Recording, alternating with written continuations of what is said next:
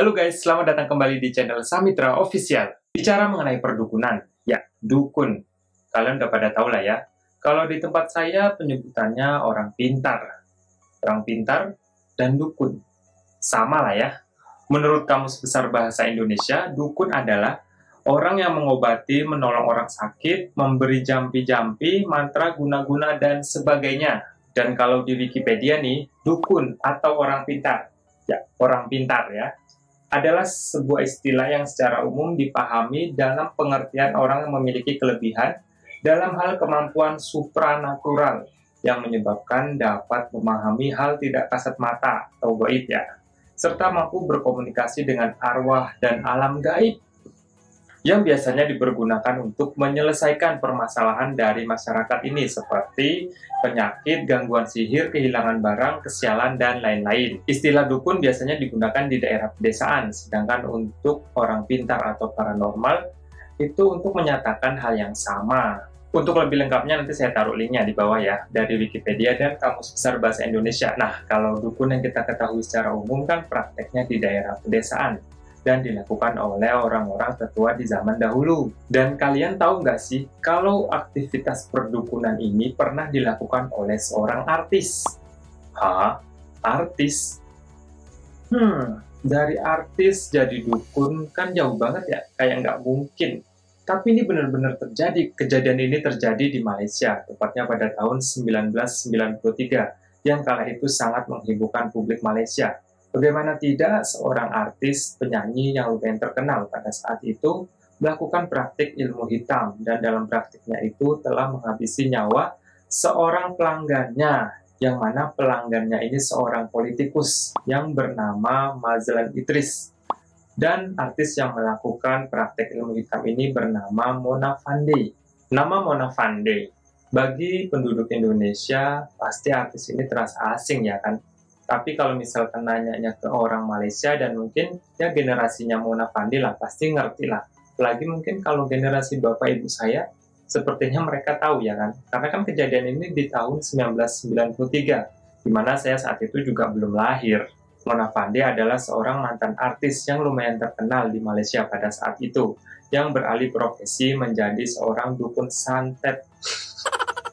Mona ini adalah mantan seorang artis yang lumayan terkenal di Malaysia pada saat itu, di mana si Mona ini beralih profesi menjadi seorang dukun yang mempraktekkan ilmu hitam. Dan dalam prakteknya itu telah menghabisi nyawa seorang pelanggannya secara sadis, Masna binti Ismail, dengan nama panggung Mona Fandey, lahir di Kangar Perlis, Malaysia pada tanggal 1 Januari 1956. Wanita yang dari kecil ini sudah bercita-cita menjadi seorang penyanyi, berhasil mewujudkan impiannya dengan mengeluarkan album dengan judul Diana 1 pada tahun 1987. Album tersebut lumayan sukses di pasaran Malaysia, sehingga membuat namanya lumayan terangkat kala itu di Malaysia, dan si Mona Fandey ini lumayan terkenal lah kala itu ya. Sayangnya nih, karir dan popularitas si Mona ini mulai meredup seiring berdatangnya para talenta dan artis-artis baru yang lebih kinyis-kinyis, lebih cantik, mungkinnya lebih muda dan berbakat darinya. Karena hilangnya popularitasnya si Mona ini, ya dia itu mikir lah ya, putar otak gimana caranya agar bisa tetap menghasilkan uang. Nah, tercetuslah ide si Mona ini untuk menjadi dukun. Dan sayangnya dia mempraktekkan dukun dengan ilmu hitam. Dan akhirnya si Mona pun membuka praktek dukun. Dan tanpa disangka-sangka dan diduga-duga, dan nomor 5 bikin deg-degan. Enggak ya? Ya, praktek dukun si Mona ini laris manis, alias banyak pelanggan yang datang. Dan banyak testimoni dari pelanggan yang mengaku sangat puas setelah datang dari praktek si Mona ini. Kabar ini pun akhirnya sampai di telinga seorang politikus Malaysia yang bernama Mazlan Idris. Dan beliau pun datang ke prakteknya si Mona dan meminta bantuan pada si Mona.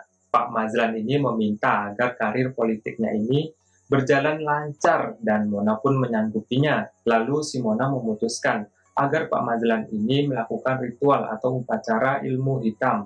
Dan Pak Mazlan ini pun menyanggupinya. Dalam upacara tersebut, Mona meminta Mazlan untuk berbaring di lantai dengan mata terpejam dan membacakan mantra.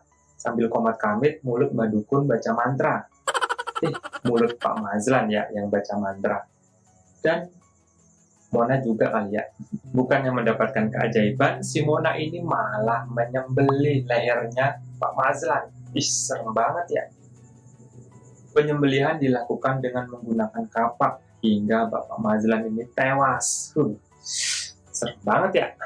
Yang lebih parahnya lagi nih, suami dan asisten rumah tangganya si Mona ini ikut membantu dalam memutilasi tubuh Mazlan menjadi beberapa bagian, serta menguburkannya di halaman rumahnya. Tidak lupa juga si Mona merampas uang milik Pak Mazlan ini sebesar 300.000 ringgit.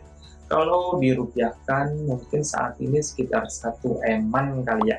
Lancar sih Pak ya, tapi lancar bukan karirnya, melainkan mempercepat kematiannya Pak Mazlan yang menurut saya sangat menyedihkan ya.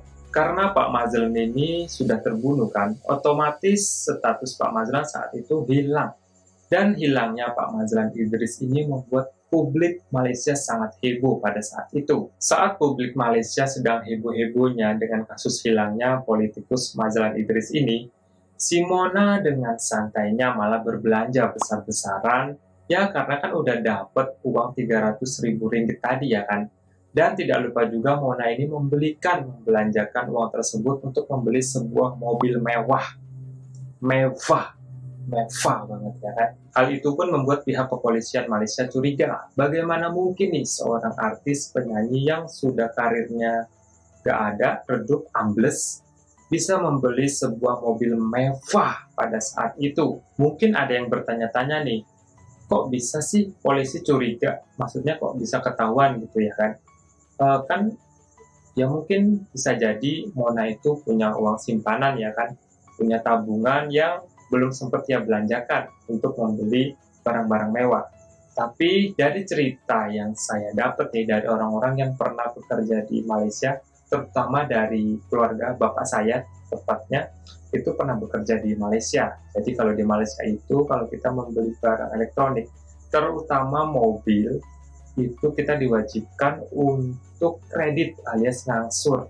Boleh menggunakan cash atau tunai, tapi asal-usul uang itu akan diselidiki sampai titik di mana uang itu berasal. Jadi bakalan ketahuan nih kalau uang itu asalnya mencurigakan, korupsi, atau sebagainya. Pokoknya dari hal-hal yang nggak bener lah, langsung ketahuan. Kasus ini pun akhirnya terungkap setelah polisi berhasil menginterogasi asisten rumah tangganya si Mona. Asisten rumah tangganya si Mona pun akhirnya memberitahukan tentang kasus pembunuhan yang dilakukannya dengan si Mona dan suaminya si Mona. Si Mona, suami dan asistennya pun akhirnya ditangkap dan didakwa atas kasus pembunuhan serta dijatuhi hukuman gantung. Ya, setidaknya si Mona sudah berhasil lah ya mewujudkan cita-citanya untuk berbelanja mewah dan membeli mobil mewah. Pada tanggal 2 November 2001, Mona, suami beserta ART-nya pun dieksekusi dengan hukuman gantung. Salah seorang pegawai lapas mengatakan bahwa Mona dan kedua eksekusi lainnya terlihat sangat tenang sebelum menjalani proses hukuman gantung tersebut. Ya mau gimana pun, sepinter-pinternya orang menyembunyikan kejahatan, pasti akhirnya bisa ketahuan juga ya guys. Dari sini dapat kita ambil pelajarannya ya guys, bahwa untuk meminta sesuatu, kelancaran rezeki, dan dalam hal apapun mintanya kepada Tuhan yang Maha Esa ya kan. Karena kita masih punya Tuhan, sedangkan dukun itu ciptaan Tuhan. Dukun atau orang yang menjadi dukun itu kan Tuhan yang menciptakan. Semua hal yang terjadi itu adalah tanda Tuhan. Jadi jangan sekali-kali minta dengan manusia ya guys ya. Semoga kita dijauhkan dari kesyirikan, kemusyrikan, dan kita tetap berada di jalan yang benar. Amin. Sekian dulu ya guys video kali ini. Mohon maaf jika ada salah-salah dalam video ini. Kalau ada yang salah dalam ceritanya bisa dikoreksi ya guys di kolom komentar. See you next video guys. Bye-bye. Mona Fandi. Mona Fandi. Fandi ya. Udah. Fandi kali ya. Mona